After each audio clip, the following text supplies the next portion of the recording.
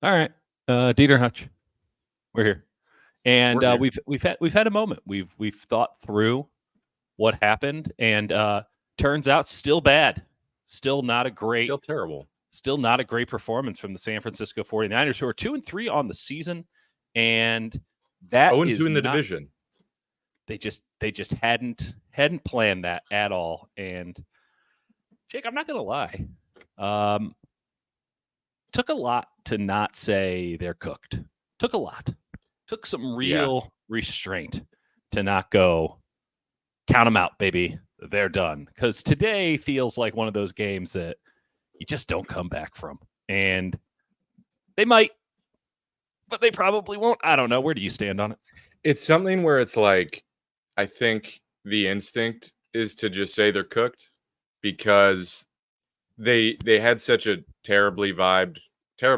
That's in like an AI Bad statement. energy They've just all around. energy was terrible in the offseason, right? Like training camp was a mess. The Ayuk thing, the Trent thing, Yeah. and Ayuk wasn't cooking right away. Even Trent, like had a bad first game. He's fine. Totally. He's fine now, but they also sucked at practice. Like I don't know how many times we talked about just how juiceless, and they were just. It was this waiting to get right thing. I think they've practiced as a full team never. That matters. So no vibes, bad juice all the way through. Yeah, and it's a thing where it's like even the star players, like Travis Ward's been playing poorly. Like Correct. It's all these things that we sort of assumed would like they would have like great corners and doesn't quite feel right. Like Jair Brown made like a bunch of nice tackles today, but it was also still a major question mark. And like Malik Mustafa had like a great play, but also he missed a few tackles. And like, you've got Jordan Elliott like on run defense that just is the recipe for disaster against James Conner. There's a lot to look into, but I think more than anything, the most obvious thing, they're just not getting it done in the red zone, which is obvious, but like that's what it is. But if you had kind of important, folks, kind of important to score when you get in the place that you're supposed to score. And you, I think, mentioned to me that this Chiefs game plan, right? Yeah. Of like that's what the Cardinals defensive game plan was reminiscent of, at least in my non all 20, like in person. I'm like, they're just playing a ton of man-to-man, especially early. They're jamming receivers. They're selling out to stop the run. And they're basically saying, hey, if you can get over the top on us, you can have 30, 40 yards, but we're going to make sure that that's pretty much all you get. Yeah, I'm with you. I think a few things happened. They basically, there were a couple times Debo ended up getting double teamed, but for the most part, they're like, Debo, go ahead, try and beat us one-on-one. And Purdy, by the way, said before this game, he's like, yeah, I think teams are going to play us man-to-man. He like said that's going to be a trend and sort of predicted it. He also predicted. What was the rationale behind that? Just because of the lack of separation so far this season? He didn't explain in detail why, but he said teams have been doing it more and he expects more of it. And when you're not really separating, like Ayuk wasn't at full steam before this, and Debo's not separating, and you don't have McCaffrey, and Kittle often has blocking assignments, which, by the way, that's how he scored the touchdown, because he almost always like chips or releases late. And so the Cardinals are like, all right, he's going to do that. And then he just didn't. And they went, oh, shit, touchdown. But it was off man. It was off man in the red zone. And the linebacker never came in and got him. And so it was well timed in that regard. But also Juwan Jennings, right? Juwan Jennings has been incredible this year. But like Juwan Jennings isn't getting these big separations, right? So they have a bunch of guys who are really good. And honestly, I don't think that anyone's just figured out that Kyle Shanahan can break up a zone as well as anybody. But it's proving quite evident that with the offensive line and the pass pro as it stands, if you press at the line on the outside, maybe Brock's processing skills almost work against him, because he will come off of that read really fast. He wants to get to all 5 reads. And when there's not clear-cut, obvious separation, which there's never going to be unless Ayuk wins, which he did today again and again and again, then he got pretty good against zone when they switched up the zone a little bit. Yeah. Like it creates situations where you got a real shot of forcing Purdy into doing either something stupid or having him scramble around for a while and maybe you get a sack on him. Like it's why he's been running around in circles so much. This is also, by the way, how you were to stop Russell Wilson back in his heyday. You played man to man. Yep. I mean, you're completely right. Like it's something where, what'll happen a lot, at least in this game, is so the 49ers would spread it out. They'd put like 5 people, all eligible receivers, and there'd be 3 on one side, and the Cardinals would say, this is the side Purdy's going to go to. Mm-hmm. And sure, Ayuk's going to come open on the other side, but he's not going to have time to get there. And he wouldn't. And they would have really interesting coverages, especially in the red zone, where like they'd have a safety who would come down and basically cut off a low crossing route for Debo, and simultaneously would cut off one for Ayuk, where he just stand there and they know what they're trying to get to. And the thing is, like, Purdy can play make, but he tried to do it a little too much in this game. And really, where they lost it was that one where he should have thrown it away. Because 2 plays earlier, he scrambled and he made that great play. And then he took the sack and it was 3rd and 34. And all of a sudden, you can maybe hit a chip shot field goal with Wishnowski, and now you can't. And that was something else. But like the lack of conversion in the red zone, I think the Cardinals had a great game plan for it. They don't have a lot of talented personnel, but they played it really well. Right. Yeah. And I also think that Debo's not separating in man coverage. Jordan Mason, that's probably the number one thing. When you have Jordan Mason as a receiver, unless he's running like a simple like angle route, like he's not getting open at all. And even then, they're probably on top of it. This is what made, I mentioned this before the game, like not having McCaffrey in the red zone, obviously huge, right? He's Christian McCaffrey. Not only could you run it, but you could also flex him out. And so now the Niners are using their motion to determine man-to-man versus zone, not to break up the connective tissue of a defense, which is what they would do when you had multiple guys that you can put in multiple spots. When you really just have one guy like that now in Debo, all he's doing is getting indicators for the offense off of what the defense is doing. Whereas if you had Debo in motion and then you could flex McCaffrey out wide, now you have the indicator and you have the counter. So as much as we want to say, oh, well, Debo isn't separate, Debo's never fucking separated. Like, it's never been his game, not once. Yep. So the idea that, this is somehow he needs to get, like, this is what he is. And by the way, you think back to 49ers seasons past, what was their issue? They couldn't score in the red zone. Why couldn't they score in the red zone? Well, they didn't have anybody like Christian McCaffrey. And then they get Christian McCaffrey, and suddenly now they always score in the red zone. So offensively, I wish it was a little bit more complicated than they don't have 23, but they don't have 23. And they've built the entire offense around 23. And I'm a little bit surprised that they didn't put Debo in the backfield more, because you also think back to those seasons where they were 3-4 in 22, 3-5 in 21. Yeah. What did they start doing then? I mean, again, sorry to be simplistic, but like they just started putting Debo in the backfield as a running back, because now they had the answer, and you can put anyone you want in motion. You can put Jennings, you can put Ray McCloud. It didn't matter. You can put anyone you want in motion. It doesn't matter who's in motion.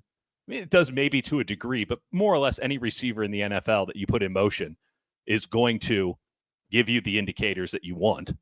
Now, the better the player, the more indicators you're going to get, because if that's a guy who is now getting bracketed or double teamed, which they do with Debo, rightfully so, even though he can't separate, you need to have bodies around him, then you're going to get a lot of movement with the defense. Whereas if you're moving around Trent Taylor, for example, that's not going to really screw up any defensive game plan, but it will probably show man versus zone.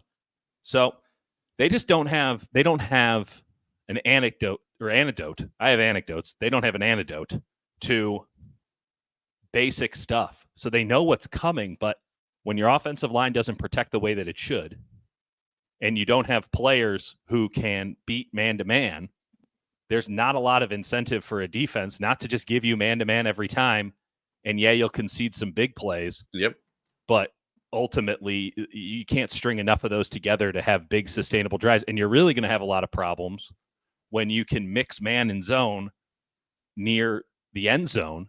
And for as much as Jake, was saying that they need to get teams to play more man-to-man in the red zone, and I thought they did, especially early, it didn't matter because the dudes didn't get it done there. So it was really interesting. Yep. Really interesting stuff there. I'm really interested to watch the All-22. I got to ask you, though, like, it didn't feel like the run game had any flow until late. And that's a big red flag. Yeah, and it was something where I went back and like watched, and it was just there were a lot of like missed blocks where Mason was taking hits early and nothing was clicking. Granted, 7 of their first 8 plays were just passes. And that's something that I think is interesting from Kyle to go that route. And then they started, but like Juice, who had a great blitz pickup, he missed like 3 blocks like pretty badly in this game. Yeah. Mason missed a huge block on the final play from scrimmage. Yeah. And it's just, you look and it's like Kittle missed one, Brendel missed one, like there are big plays, and they bunch. Banks missed a bunch. Pooney gets like his share. You're leaning on guys where you don't really have backups because you got to, like, these are your players and it's 100 degrees and you're like, you got to get it. And I'm not even going to get into the weather. Both teams played in it. No, but we also did say there would be mistakes made. There honestly weren't as many as I expected, but it was just not clean. But like, it's just something where the execution wasn't right. You're right. There wasn't a flow. There wasn't a like this, setting up this. I will say, like, one of the ones where they came up short and they probably should have had it. They were chugging down the field. It's when they started to get the run game going a little bit. I think it was that 4th drive. Mason had a big one. Garendo ran a couple. And then it was, I think it was like 1st or 2nd and 5 at the goal. And they had that boot action to Kittle that should have been a touchdown, but it was just like a yard short. And then you end up on 3rd down. And instead of trying to just power it in, which I think is a pretty fair criticism, to say, all right, listen, I know that's like simplistic, but they've also done things where they just run a Debo jet sweep. Like, Kyle is smart enough to like create flow and know that the red zone hasn't been great. So, like, I don't know, maybe try 2 of your more physical runners or shovel pass, like something that, and I know trying to call for specific play calls is tough. But there was no ingenuity there. And I think what stood out to me most in this game, and again, I won't really be able to know until I have the ability to back forward, kind of zoning in on some guys, but it never felt like they put Arizona's defense in conflict, which is the entire offense. Like, this offense is very vanilla, very basic, very Kellen Moore, unless folks are out there in clear-cut conflict. So, I'm not entirely sure why that is. Did you feel the same way? Yeah, no, I'm with you. And it's like, when you're talking about Debo out of the backfield, and someone in the chat was talking about throwing more screens, like, just for example, in that became a 3rd and 34, I think. Right? It was 3rd and 34? 3rd and 34, 3rd and 32. You're talking in the 3rd quarter when they ended up with a 4th and 23. 23. 3rd and 4th and 23 from the 27. Yeah, they totally got into normal sentence that they got into a 3rd and 23 because Purdy scrambled. So it was Purdy sacked -9, Purdy short passing complete to Ayuk, and then 4th and 23 they threw it to Kittle. Incomplete. Yeah, and it was something that was going to be short anyway. And I was like, on those 2 plays, like, once you get to 3rd and 23, I'm shocked they didn't run the screen they run for Debo, where it's a shallow cross screen. Yeah, where you just, everyone goes out and blocks and you shallow cross. Like, they didn't do a lot where they just manufactured the ball to Debo. There's no like touch pass. And I know it's really easy to like, be a couch quarterback. It's really hard to call plays, but like, there wasn't the flow that you usually expect with this offense, where it's like Kyle is setting up this, and this. It was a little disjointed. And like, you would just go to be like, all right, why didn't something work in the red zone? Right. And you'd go and it'd be like, all right, well, there's a safety covering 2 players. The only person open was Jennings, and Purdy didn't hit him. That's also something. Purdy was bad. Purdy was not did good in not this have a game. good game. This is probably the worst game I've seen from him this season. I again was out of town for a little bit, so yeah, you see two, 3. No, the Vikings game was bad too. This one had an inauspicious start when he skipped those first 2 passes, and it was just very out of character because we've seen him make those throws again and again all year. He plays outside the numbers, so for him to skip those throws like he was Jimmy Garoppolo was like, oh, we're in for one today, and it turned out we were. There were some plays. The other thing too is not only did I not feel the conflict, I never felt like there were big plays left on the board. Like, yeah, there were intermediate plays or short plays left on the board, sure, but it never felt like, oh, Ayuk there was one. down. Which one is there that? was one. It's when Jennings ran an out and up, or no slug, basically kind of a sluggo. It's the one where you stop and then. Do you remember what point in the game this was? Sorry, this was. I want to say the early on in the first half. No. It was probably the drive that stalled, where he came up short, and he tried to get the ball to Jennings twice, and that was one of the end zone throws that he didn't get him to. Right. Okay. Yeah. Yes. Oh, yeah. So this was after the Bosa interception. After the Bosa interception. And he threw it 3 yards behind him, and Jennings still somehow caught it with one arm, but he was out of bounds. So Jennings was one-on-one and had leverage, and if Purdy let him, it's a touchdown. That's right. That's a good call. And then this is the end of the first half. Sorry for folks listening. Sorry for me rambling. Was trying to find it. No. It was not coming to mind because my main recollection of that play was, how did he catch that? That was a bad throw.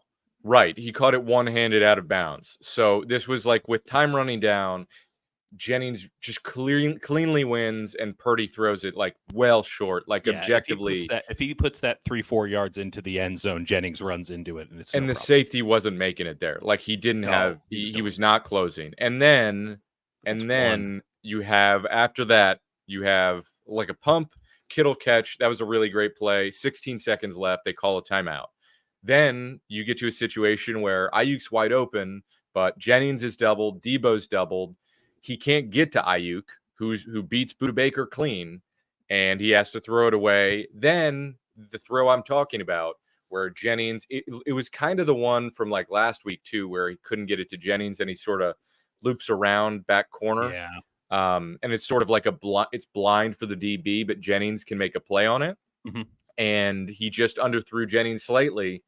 And, and then the next one, Ayuk's bracketed, Debo doesn't separate, Mason doesn't separate, Jennings is in like an awkward one-on-one, and Kittle has a late release, and they have 7 seconds left to make a play, and then they end up taking that Wishnowsky field goal. There's like a lot of that, and, if you're Purdy, like one of those has to be a touchdown. But he also doesn't have time to work with, really, because he's getting pressured pretty quickly. But that's not a new thing. Like that. No, it's not. What stands out to me is you can say, oh, well, the offensive line has sucked. Like, what's new? We've literally said that after every game. So let's get pragmatic and scheme around that here. And by the way, you might say you're not able to scheme around it. Then what the fuck are we doing with quote unquote offensive genius? Like, I'm sorry. Like, if it's not something that can be managed, I'm not saying it needs to, make your offense look like peak Peyton Manning, Adam Gase, Broncos here. Yeah. I'm not saying, Purdy should be throwing 55 touchdowns a year or whatever, Randy Moss and the Patriots. Like, what I'm saying is, if you can't figure out ways to get the ball into your playmakers' hands fast, something that you, by the way, did for 5 straight years before Brock Purdy showed up, if you can't get back to that, then what are we doing? This team went to a Super Bowl with Jimmy Garoppolo as its quarterback. This team won a lot of games. And should have won it. Correct. Like, the scheme is there. Like, the scheme can make this work. And while I don't think that Kyle had a bad play calling game, it certainly wasn't an inspired one. And it was nowhere near as good as last week against the Patriots. Like for all the talk we had about Debo looks great in camp, he had 3 targets today, 1 catch for 11 yards, and rushed 3 times. This is a Debo game if there was one. Like, totally. Feed I him. was certain he was going to score underneath. Into it. Yeah. And he had I think 1, maybe 2 tunnel screen attempts. I think 1, literally 1. Yeah, that I can remember. Ayuk missed a block on one that had Oh it yeah, blown up, yep, and then there was bad one luck. other one. I mean, there's a lot of those Debo trying to get to the edge can't get to the edge. One, because of the offensive line or exterior blocking, and two, because he just doesn't have the same burst he used to. Because why would you expect it? He might have changed his number, but he isn't any lighter. And Yep. this team let's just call it like it is. This team looks old and slow in a lot of spots. And then there's the roster attrition that's natural when you have highly paid players and you don't draft well, because they have not. And then you have a quarterback who has been very, very good this season, but he had a bad game, full stop. And you're in a position where your roster is such to where your quarterback has to elevate his game on a weekly basis in order for you to win, because while Yeah. they have big names, they're not that player anymore. And most teams pivot off of those guys before it gets to this point. The 49ers decided not to. They doubled down, and I think they're reaping the benefits of that. Yeah, and they're already in a situation where it's like, man, they need a buy, but like they gotta be even like you gotta have like a winning record at the buy to feel good about it. And Yeah. I'll just go to the point, straight to the point that I made to you after the game. Yeah. This team needs Ricky Pearsall. Yeah. It's Like be, something that legitimately feels like it could fix is a strong term, but he's a man-to-man beater, or at least theoretically. He certainly was in college. yeah, you look at this team and obviously you're like, yeah, if McCaffrey comes back, we don't know if McCaffrey's coming back. Presume he isn't. Yeah, I mean, maybe he will, and sure, great, but like to predict anything with his situation, you can't. And so when I look at it and I think, what could this team fix? It's like, do you trade Debo for Devontae Adams? That's just like, I don't think they're going to make any move like that. That would be but very fun. It would be fun. I don't know if the Raiders listen. I'm just saying, in terms of where this offense is at and what they're prioritizing and how teams are covering them with a lot of man-to-man coverage, and Debo's not beating man-to-man. And listen, I will be the first to tell you how much I love watching Debo Samuel as a football player. 2021 was one of the greatest seasons I've seen, but he really doesn't separate from man, and that's just known. Yes. And so you have a situation where it's like, okay, you went from the best man-to-man beating running back in the league to one that's not a route runner at all. He's a running back. Classic. And then you go to Debo, who's not separating from man coverage. Juwan Jennings, he doesn't really separate it. He separates on third downs on out routes or choice routes. When you get him in the slot and you have off man, he can run his routes crisp enough. But that's the other thing too, right? You think about the inherent nature of this scheme with 11 personnel. And while they didn't have a lot of 11 personnel today, that's still the baseline operating scheme, especially when you have it makes it a real challenge when you have a running back that you can't flex out. But you have tight splits typically, and beyond that, you rarely have a true slot receiver. And you think about what they do with Amon-Ra St. Brown. You think about what they do with a lot of good receivers in this league. They move them into the slot. Move your best guy into the slot so that you can get off man if it's man. And the zone, it's pretty much the same thing either way. And you get the CeeDee Lamb situation where you can just funnel him the football. You get, what Restrepo did for the University of Miami last night against Cal. Hey, it's a big down. Let's make sure that our best guy doesn't have someone in his grill at the line of scrimmage to knock him off his route. And the Niners just don't do that. And they definitely don't do it with Debo Samuel. And I'm not saying that that's something that they need to immediately start doing. But when you don't have that in your bag on principle because of so many other things, you better be doing those other things right. And they're not doing it right. So either you start doing those things right, which I'm not sure they can, given the track record so far, or they start doing a little bit more Bobby Slowick. They start doing a little bit more Sean McVay, go to 11 personnel, and then at least you have, and you don't have Jennings in the slot as opposed to a Debo Samuel. You can put Ayuk in there every now and again, but instead they're so rigid with X, Y, Z, and who plays those spots. And the amount of responsibility Kittle gets, where there's like, Kittle should be like it's tough because the way they need him to play and the amount he needs to help out with the offensive line, Yeah. like Travis Kelce has so much freedom to kind of He's a float wide around it. he's a wide Right. receiver. But that's what I mean. Like if you get a situation where like Trey you can McBride let didn't throw a block all day. I know. I Good know. play. And I'm just saying like Kittle I think is like he can beat man, no question. But because of his responsibilities, he gets put in situations where like you're probably your second best wide receiver behind Ayuk is Kittle, and you can't really let him. He's either like late releasing or he's just over the middle, just out of the nature of it. Yeah. And But so George Kittle never has a situation where the man who's covering him in coverage is right up in his grill immediately. As we talked about earlier with the pop pass, you're going to play off because of the nature, and that creates conflict, and you can take advantage of the timing.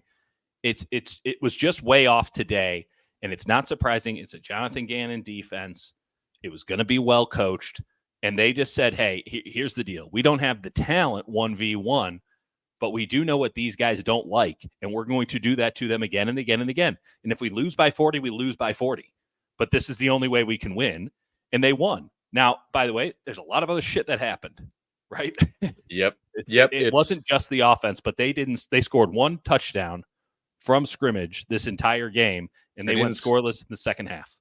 Yeah, you put going scoreless in the second half that's it, right? Like the Cardinals kick a field goal, and then the 49ers go down, and they're driving, and they're looking great, and they're running the ball, and then you have that situation where Jawan false starts, and then Purdy scrambles too much, and he gets sacked, and then you end up in 4th and 23 because you don't have a kicker, and you just end up with nothing, and then Connor starts cooking. Jordan Elliott gets beat badly. And then there's a screen, and then they start moving the ball. There's a 3rd and 7 coverage bust by the defense. Wilson starts beating everyone because they're playing like people are criticizing Sorensen, and I think that's something that when the defense plays poorly, they just go, "Oh, Sorensen had a bad game." In that part of the game, I get it because they were playing really soft, but also Charvarius Ward was probably playing softer than he was being asked to. Like they were just giving Michael Wilson like a free 7 yards every time, and he was taking it. There was a very indicative play of Michael Wilson. It was one of his many chunk yardage plays. This is 4th quarter, and Lenore and Ward are on the outside. They have a stack to the right, and both Lenore and Ward just go with the X receiver. Yeah. They just keep going down the field. And so Michael Wilson, who's the better receiver, I'm just going to slide over here and get 25 yards. Like was that 3rd and 7 bust I was talking about. Is that Sorensen? Is that Ward? Is that Lenore? Like I can't tell you. Clearly it's bad coordination by somebody, perhaps all three. We can call this out. You said it earlier. Charvarius Ward has been butthole all year. He's been bad. And you could tell that Arizona, again, well-coached team, went right at the problem. Shit, let's just go back to the first drive of the game for Arizona.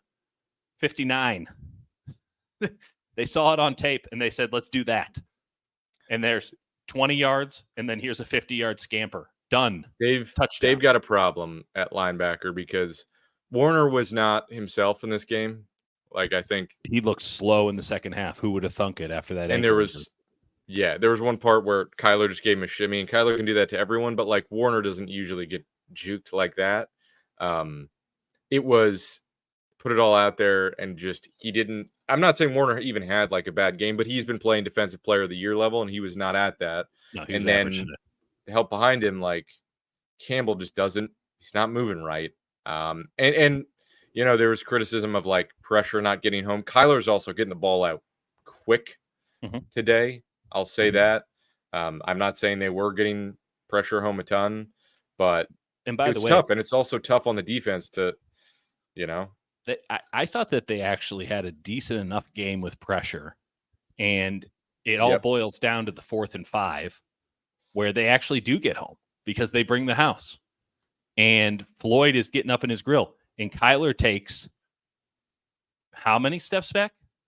It's the same thing as Mahomes. It's the same. I'm just going to keep dropping back so that you can't tackle me yet, and then I have the arm strength to put it out one-on-one to a better receiver, and Ike Adams, so afraid of the double move, just crosses himself up as opposed to anything Marvin Harrison Jr. did. And there's a catch. The drive continues, and now the game is over. And what's wild is, this was just bad luck as much as anything. The one great play, Campbell made a few plays. I'm not saying like he was just horrific all game. He had a fine game after the world's worst first drive. But his probably best play, if you go through it, was the swat at the line of scrimmage that was that 3rd and 5 right before that play. Mm-hmm. If you watch it, if Campbell does not swat that ball, Fred Warner has a game-ending pick six. That's right. It's not something. It's not a how's he supposed to know that? Yeah, but it's not a criticism of Campbell. It's just something that it's like this team is going to lose this game, and that's something where you literally watch it, and Warner's standing there looking at his hands like, "Oh God, we're shit," I want to get in on the Yadam thing real fast. Like, Yadam needs to be dropped in the depth chart. Yadam is bad too. Yadam, not long before this, had one of the best plays of the game, a perfect pass breakup along the sidelines. Against Harrison, like read it perfectly. Yadam's issue is that when you get him over the middle of the field, when you move him in space, he does not have the athleticism or the mobility to stay with you. But if you can get him to pin somebody onto the sideline, that's great. Yadam is a great cover 3 corner.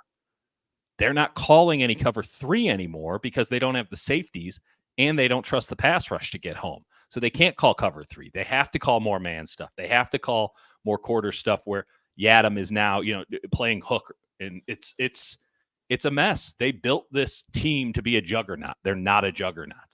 And now they're having to get, do they get pragmatic, or do they just hope that these guys, speed the fuck up and get it on? Defensively, they built this team to play a lot of cover 3. Then they figured out, we didn't get a free safety. Like, Jair Brown can play free safety. Then they tried that for a game, and they're like, we were wrong about that. And there was nobody on the depth chart to replace him. And you put Mustafa back there. Now you have a rookie who should have been a strong safety, and now he's your free safety. We're going to rotate him in and out. So now no one has a feel for the position. And safeties, this is when I say it, our destiny. Who had the better safeties today? The Cardinals. That was what won them the game. Like Thompson had a great game. Who had the better quarterback? Cardinals. Yep. Okay. Does it have to be more complicated than that? Sometimes no. No. It was a very, very bad game. I'm not sure if I agree here with Damian saying that Mustafa will be a decent free safety. Mustafa's a safety. I want him playing the off role. This is something we've talked about. I think he can play free. I don't know if that's something. I think that's something that's going to take like a year, because he didn't get a lot of reps of it at Wake Forest, and they do view him, I think, rightly as a guy who should like be playing down in the box. But like, I think Jair's a little bit more comfortable there making plays. I think Jair's most comfortable when he can get down, he can see it in front of him and get downhill. So what you're saying is they should be playing more too high so that these guys can read the play that's in front of them and then make a determination in that regard. But they're not doing that either, because they still want to bring in, because now they don't trust their linebackers. So they're bringing in safeties to help with that. And it's like, this is where the O-ring theory really comes into play here, Jake. When you have one bad spot, now the entire defense has to compensate for that bad spot. So whether it's 59 or 92 or 56 or 22, or if it's the safeties themselves, when you have a weakness, smart teams, especially smart teams that are geared up knowing that if everything just goes hunky-dory for the 49ers, they're going to steamroll you. So teams that are having to find minute things, or what might seem like minute things, to exploit in order to win, and are comfortable with pressing that button again and again and again, because there's not a lot of buttons to press, there's some real issues. There's some real issues there.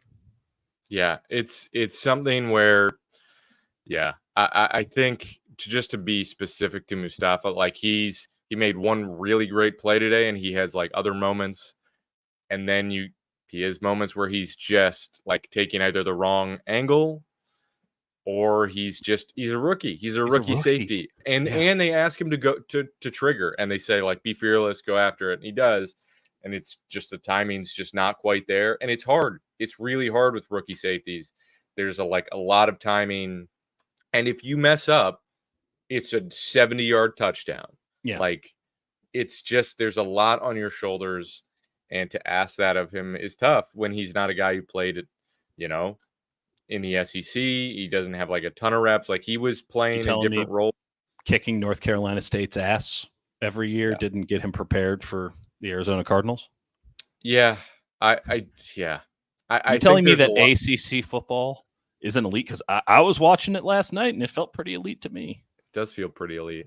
It does feel pretty elite right now. Let me just throw this your way, Jake. Like, let's give the 49ers the benefit of the doubt and say, hey, defense, just a slow start, but they got the talent. They'll figure it out. I'm not sure if I believe this or not. I'm just playing lawyer here. Yeah. They got the talent. They were great last year. Devondre Campbell's a former Pro Bowler. Like, he's in a new scheme. It's going to take a minute. They've had some troubles with the defensive line, but like they got the body still. Like, everything's going to be they'll figure it out on the defensive line. Well, again, just benefit it. Okay, They'll get there. Yeah. And then you go on the offense and you go, well, they don't even practice together, and no McCaffrey, and it will click. At some point, it will click. Kyle will get pragmatic. He'll figure it'll click. Seattle, Kansas City, Dallas, Tampa Bay, Seattle, Green Bay, Buffalo, Chicago, Rams, Dolphins, Lions, Cardinals. That's your schedule from here on out. 1, what are you trying to say?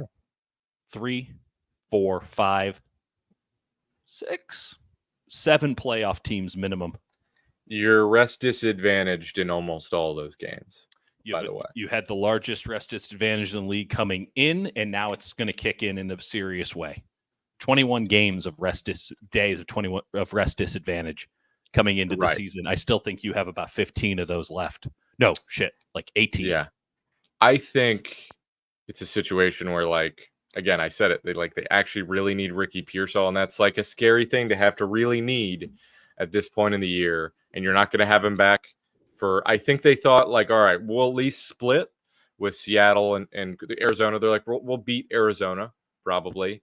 Let's give Ricky as much time as possible. Yeah. They say his shoulder's all right. I am a little bit dubious that it's completely all right. I think that's probably like a rose tinted assessment. Maybe it is, and I'm completely off based on that. I'm not sure they have much of an opportunity to.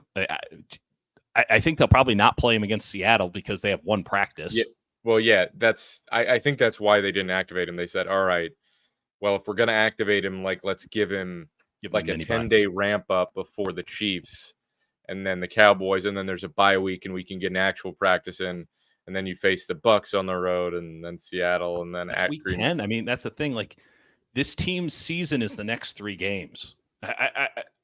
I'm the one who my gut tells me to write them off, but I'm going to give them the benefit of the doubt because there's too much talent and the quarterback and the middle linebacker are too damn good that writing them off at 2 and 3 is premature. Now, we should be lowering the standard of what a good season is because Super Bowl or bust is already busted out. It would be a surprise if this team made the Super Bowl. So how can that be Super Bowl or bust? Especially given that we looked at the schedule and we're like, they need to be at minimum 4-2, and that's already gone. Yeah. So Seattle on a Thursday night. Now, Seattle has plenty of qualities that are positive and plenty of qualities that are negative.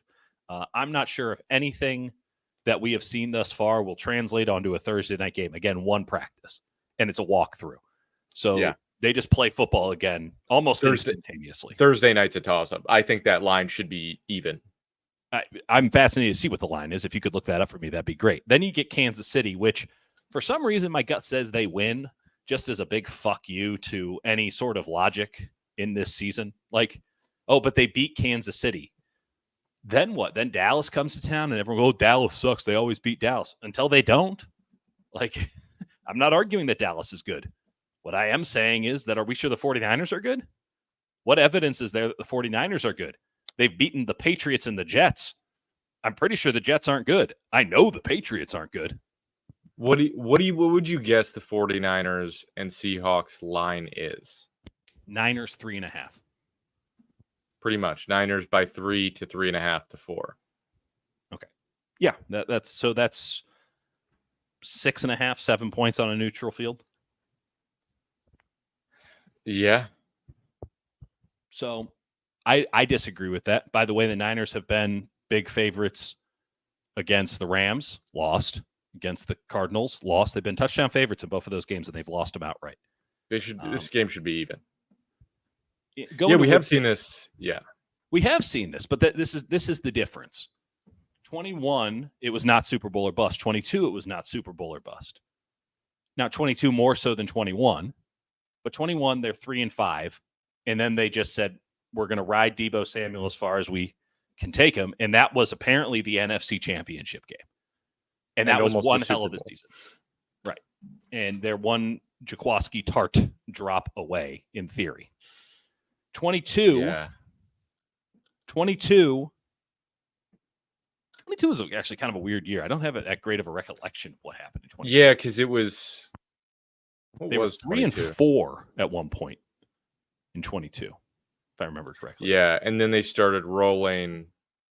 I don't remember 22 very clearly either. That was after. Oh yeah. That was because that was the weird year where Jimmy stuck around in training camp, and they no. That would have been. Yeah. That would have been the end. So that was Brock. That was the end of Brock. Or beginning of Brock. Yeah. That's Brock in Miami. Yeah, in the NFC Championship game, elbowed, and then they never lost. Yeah, but right. So, what was that? That was magic. I don't know. Yeah, that was an incredible year where they finally got a competent quarterback all of a sudden, and they just didn't stop winning until his arm exploded. So. And who knows what happens in that NFC Championship game. I know that it's easy for Niners fans and anyone to tell themselves, oh, they would have won. Who knows? That was a really good Eagles team. Roster was insane that year. They had, guess who? Gannon as their defensive coordinator. And Shane Steichen as their offensive coordinator. And Kelsey was still at center. And they still had the defensive. They still had defense that wasn't just a bunch of young guys from Georgia who are out here, vehicular manslaughtering people. So they just hid the fact that Nick Sirianni was their head coach and didn't really have a plan. I mean, he's effectively Big Dom. I think he has no role of it in that. The reason we were pretty hesitant about this team going into the year and we're sort of ringing alarm bells is the most comparable season is 2019 or 2020. 2020. Yeah. The 2020 vibes are out of control. Their kicker just exploded his ankle. That was really hard to watch. I saw the replay and I didn't realize how bad it was from the press box. He twisted that thing crazy. He's not kicking again anytime soon. It's Shanahan was he's out for weeks. And when Shanahan says that, it might mean months. It's something where this team put it all on last year. Mm-hmm. They got older and they're asking all of their veterans to really step up. And they're also asking some veterans that are unfamiliar with them and haven't been around and some rookies who are new, who are let's do this. And it's just not quite right. But we have seen time and time again, this is a team that can click. And the offensive line is almost always a second half of the season offensive line where when the run game starts going, they get confidence. And we were always talking about Mike McGlinchey at the start of the year and then it would calm down in the second half of the season. That's something that just happens. That's good coaching. And they simplified stuff. They got rid of a lot of nuance, and they would run Elijah Mitchell 25 times up the middle until he died. Right. But to be in that conversation, to get there, you have to get there. By the way, a lot of those teams weren't operating on first place schedules, right? Okay, 2020, what happens? You got this first place schedule. Okay, now you're 6-10. So 21's a lot easier. And yet, you were good in 21, so your schedule is still pretty tough in 22. But you found the quarterback and you rode the magic. But you were pretty middling up until you got the quarterback. And by the way, that no one had tape on the quarterback or knew what he could do, and he was incredible from the jump. Now, you're going back and you got that first. Did they win? They win that division in 22? I don't know. No. Did the Rams? Maybe they were on the road. Doesn't matter. Maybe they won it. Listen, regardless, they not only have a first place schedule, of which they really haven't gotten into the teeth of yet. In fact, they haven't played a first place team yet. That's what I was going to ask you. They have maybe one easy game remaining, and that's if the Dolphins don't have Tua. Yes. Yeah, because let's also add in, okay, week 18, Kyler, clearly not as easy as you'd think. Though by that point, Kyler will have been hit, and that always changes. I've never seen an NFL quarterback be so hit adverse, right? Like, remember how we used to kind of joke about Jimmy and other quarterbacks, like, oh, I need to get hit to feel it. Brock does that sometimes. Like, I need to get hit to feel it. Kyler Murray is actively avoiding contact at all costs, to the point where he'll do some like really ridiculous shit. I never felt like the Niners exploited that. It feels like something you'd want to exploit. But like, I don't think Buffalo's that good of a team. I don't know how this team beats Josh Allen. I don't think Green Bay is that good in of a Buffalo. Team. In Buffalo. A late game in Buffalo where 1st of December, you know? So Kansas City doubt, like, can the Niners win all of these games? Dante Whitner, all winnable games? Like, sure. They have the talent to do it. But they haven't put anything together in any phase of the game consistently at all. What can you take to the bank with the San Francisco 49ers right now? 5 games into the season. Nothing. Not a thing. Not much. You even take Fred Warner to the bank anymore. Yeah. Yeah. It's true. It's true. Yeah. I think there's a lot like that we can go back and go through every single point we made so far. Where I'm at is this team needs the ability to beat man coverage because teams are going to keep throwing it at them. They're going to keep shading towards Ayuk, and they're going to dare Debo and Jordan Mason to beat them, and they probably won't. And the 49ers need to adapt, and they probably need to get Ricky Pearsall back into the offense. And I know saying that is kind of wild, but he is a guy who, even if he can't beat man coverage, he can stress man coverage. Like, I'm not saying he's going to beat man coverage every time. No one really does that every single time. But, like, he's a guy who's athletic, who we saw in camp is really, really, really quick, can snap off at routes, gives corners trouble, and he changes how defenses have to account for your eligibles. And I think that's something that can fundamentally shift them. I agree. Let's go off of Damian's point here. They've been in every game in the fourth quarter. That's factual. Then what happened? I mean, ultimately, when you get down to brass tacks with this team, they crumble. They've crumbled now twice in dramatic fashion, and they didn't put up that good of a fight against Minnesota when they were given opportunities to do so. Credit to the other teams. They brought it. You think people are going to just stop bringing it when they play the 49ers? Like, you don't get credit for winning quarters. You get credit for winning games. And I can give credit to, hey, they're playing okay. And if you take it on the macro, it's the Bill Parcells line. You are what your record says you are. You didn't get it done all the way down. So it doesn't matter if the Rams loss is worse or if this loss is worse. The fact of the matter is this team has played cowardly football this season. I'm calling that full stop. They have kicked so many short field goals. They have shown no aggression whatsoever on the offensive side. They have been simplistic. They have been front running to kick a 28-yarder, a 20-yarder. They kicked a 20-yard field goal today, Jake. And then Wisnowski had a 26. One of those, if you grow a pair, you can change the course of the game. But they are so confident in their ability. It's really annoying. To not go for it on 3rd and 1 at the goal line. I'm sorry, but like there is also something to mentally of just saying, we're going to run a fullback dive. I don't care if it works or not. And I'm not saying that's like going to work. Maybe it gets stopped, but like try twice and see what you could do. You're Kyle Shanahan with the first quarterback you've ever really truly believed in with the 49ers. Go for it twice when you're at the 1-yard line. And I know space is condensed, and the closer you get, the harder it is. But like, I don't know. Try. You don't have any short yardage plays, even though you only run short yardage runs. And I think they're still scarred from when Brock got his concussion on QB sneaks. Fair enough. I disagree with Muggs here saying the Chiefs started like this last year. The Chiefs were not spectacular. They started the year 6-1 last year. You know, like, they were 7-2 going into their bye. A little bit different. The Niners already have yeah 3 losses. They're 5 games in against the easiest 5-game stretch of their schedule, which will now become 6. But then it stops. And again, I will go back to this point. Their season is defined in the next 3 games. There's a million things that can happen. There's a million things that can happen.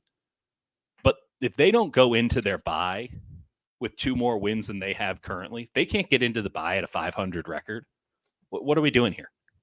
What we're doing here is you're fighting tooth and nail against a hellacious end of the season schedule, which can change instantaneously. You don't know. One injury can completely ruin a team, as we've seen with the Dolphins. Not that they were any good to begin with, but at least they were feisty. Yeah, then you have to go, 7-2 down the stretch. You have to get 10 wins. You have to have 10 wins.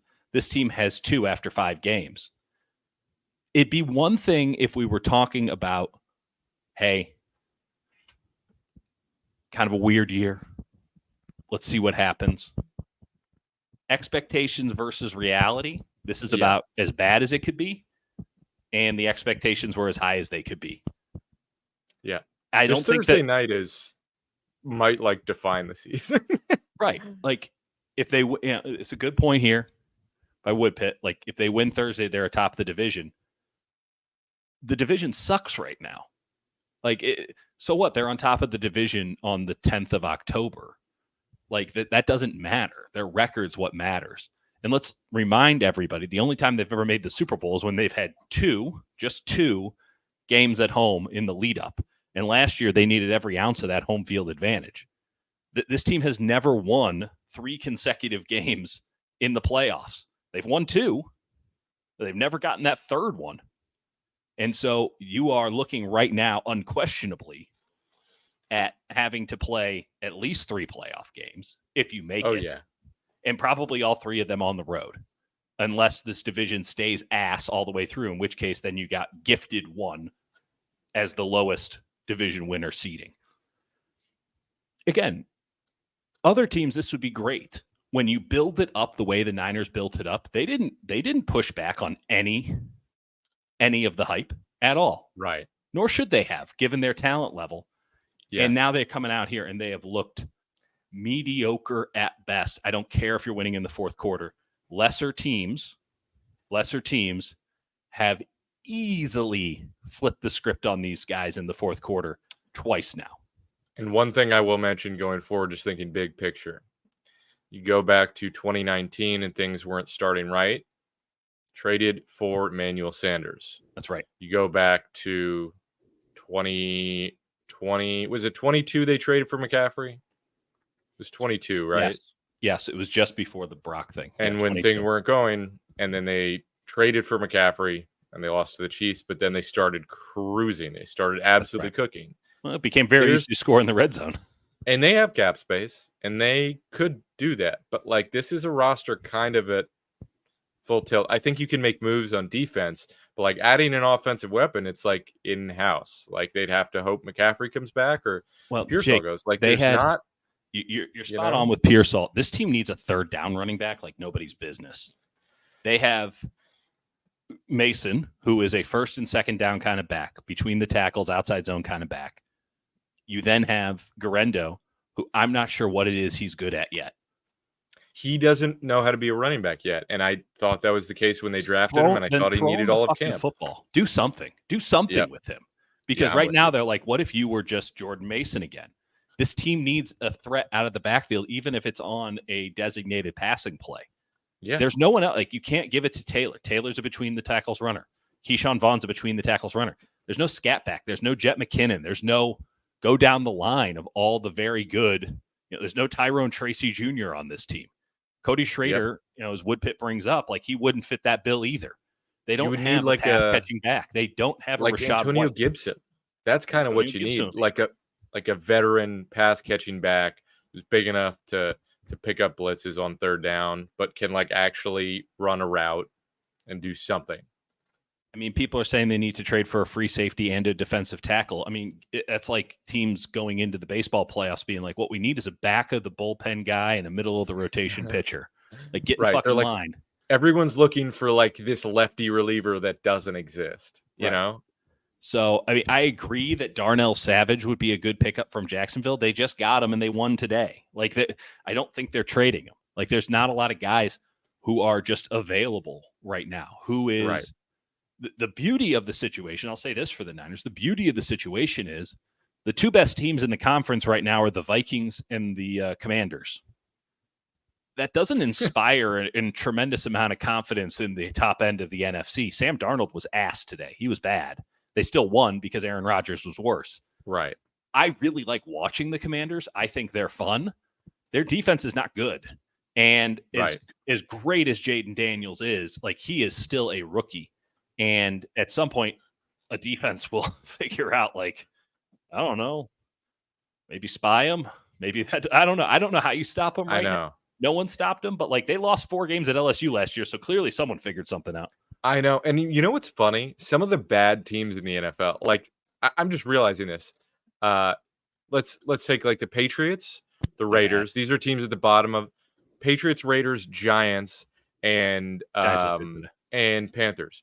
In those teams, you have 4 coaches who are sort of like, and you've got Dable, you've got Canales, you've got Antonio Pierce, and who am I forgetting? Gerard Mayo. You got these like old school coaches of objectively bad teams who are like, I'm coaching for my life. They're not going to trade. Like, those are the teams that should be like trading away their talent, and they're not, because you've got like these stubborn coaches where, like, Canales for the Panthers, by the way, he was trying to protect Andy Dalton. They were getting beat so bad that he's like, yeah, I put Bryce Young, our number 1 overall pick, out with our backup offensive line because I wanted to protect Andy Dalton. That is a quote from him today. Like, these teams are not rational that are just like selling, their aging pieces. Maybe the Bengals. Would it be sick to go get Duggar or Jabril Peppers from the Patriots? Absolutely. Why would a defensive-minded head coach give up his 2 best defensive players for what, by the way? Yeah. The Niners are not in a position to now, with the way that their salary cap is structured and the way that things are coming, they're not in a position to just be giving up draft picks. They need those draft picks. Those are important players for next year and the year after's teams. Like, they have to have them because that's the only way to get cheap labor, unless you want to get undrafted free agents to fill roles like number 2 on your depth chart, which is very easily number 1 in this day and age of injuries. So the idea of the Niners, this is the point where the checks come due.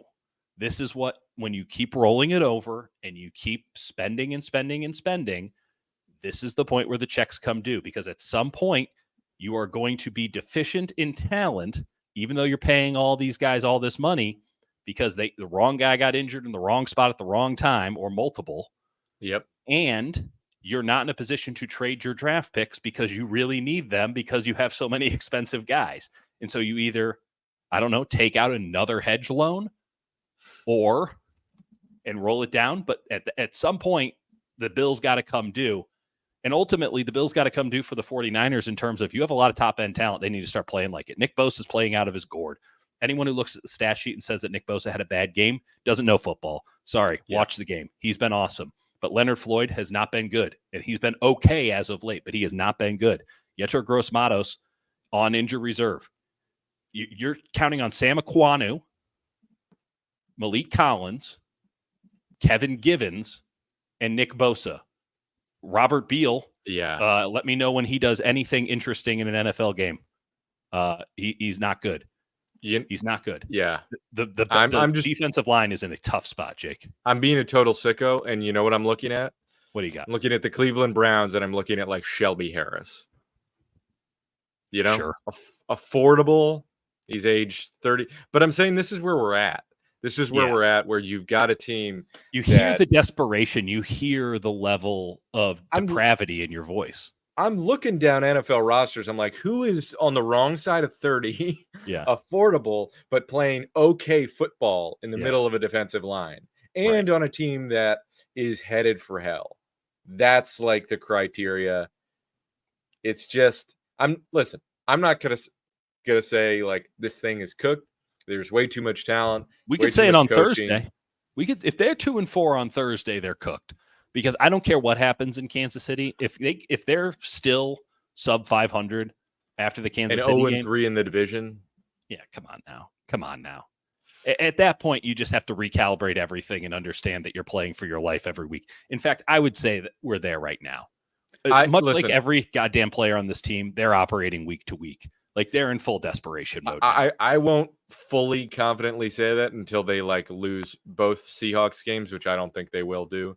But I'm with you. Like if you go and you're 2-4, and then you got to beat Kansas City, and I still think they have one on the Cowboys, but we'll see. If you can't get to 4-4, or you have to like beat the Chiefs and the Cowboys just to get to 4-4, and you're 0-3 in the division. If this team has to beat the Chiefs, I mean, what a sentence. Yeah, but that's also one of those things where they always have like some pivotal game that gets them back on track, and they're like, "Oh, now we believe." The Rams. They don't play the Rams. It usually is the Rams. It usually is, 15. But you know, who knows in this weird time where the fall is the summer and you know whatever the training camp is in September. This argument, like Frederick Weaver, the Chiefs look like ass. They are undefeated. The Chiefs always look like bad. That's what they do. They always look bad and they win because they play with devil magic. Would you rather be the 49ers who look great for 3 quarters and then lose games, or would you rather be the Chiefs who look like ass for 3 quarters and then win the game? Like I don't care. Right. The Chiefs are like the definition of like don't win nice or don't win right, just like win, and they just do. Ugly counts. They're evil. This is classic 2020. You know, this is classic Patriots. That's what they did for years. It didn't matter, but they won with situational football. Teams 4-0. They're probably going 5-0 tomorrow night on Monday Night Football. Like probably. Yeah, I honestly I think we'll see what happens Thursday. It is like a defining game. They need to win Thursday. Can we just take a moment to step back though, Jake, and then we'll get out of here? Okay. And admit how funny that game was today? Yeah. That game was fucking hilarious. Also, just in like 100-degree heat, the fans are like watching under shade. There's like, I should have gone on the concourse, but that I'm sure that the concourses were. It was just like they had a blocked punt touchdown, and then Bosa like channeled that Carolina Panthers interception. Yep. He shrugged. By the way, him running with the ball is like insane. He looks like he's skating, but it also looks like natural, like he kind of video game. Right. It does look like Madden the way he runs. It's like a canned mocap animation, big time. It was just it was so bizarre, and they could have done one more thing right, and they would have won, and they just didn't. But you knew like. We were texting about it during when Mason had we knew that he was going to fumble the ball. Like it was just the most obvious thing ever. You're just like, how could they blow this? Well, he's going to fumble the ball and then they're going to do something. Kyler 4th down. Like, was there ever a doubt that the Niners were going to lose that game at a certain energy point? And by the way, like the funniest part of all of it is they lose their kicker. And after all of my complaining on how reliant they are, like how field goal focused they are, they lose their kicker and Kyle just loses all of his mojo immediately. As soon as he no longer has the kicker, he just can't function as an offensive play caller because the idea of having to score touchdowns as opposed to getting 3 points just breaks his brain. Hilarious. Zane Gonzalez, come on down. Yeah. It's like, just try and score. Just try to score. I know that's insane, and I know we're oversimplifying it, but like, try and score. Yeah, pretty simple. Like he made fun of Lions head coach Dan Campbell. Like he basically made fun of him. Remember when we were previewing that game, we were asking about it. He's like, that there's a downside to that too. You know, if you don't get it. Yeah. And people are like, oh, Campbell, it came back and bit him. Campbell didn't commit to his philosophy in the right way in that game. He like sort of was half in, half out. And it burned him. Yeah, the 49ers have that tendency of being like conservative and being like, what's the right? It's like, just be aggressive. Well, aggressive. I would like to go back to last year and give Christian McCaffrey the MVP trophy posthumously, because apparently it was all Christian McCaffrey the whole time. Like Brock's played very well this season. Don't get me wrong. He was bad today, but he's played very well this season. But it was apparently all Christian McCaffrey because as we have, Frederick in here, like what happened to all the cool stuff in the red zone? Christian McCaffrey isn't there. That's it. They don't have Christian McCaffrey and the entire thing is falling apart. And then you kind of look back at what they looked like before Christian McCaffrey got here, and it was kind of like this. So I kind of regret saying some things like, why did they keep Christian McCaffrey on the field all the time last year? Because apparently that was the only thing holding them back from being completely mediocre. So that's where I'm at, man. Thursday's going to be fun as hell. Yeah, we'll try and do a show, Wednesday? We'll see. No, Tuesday morning, we'll do like a film breakdown. Oh, yeah.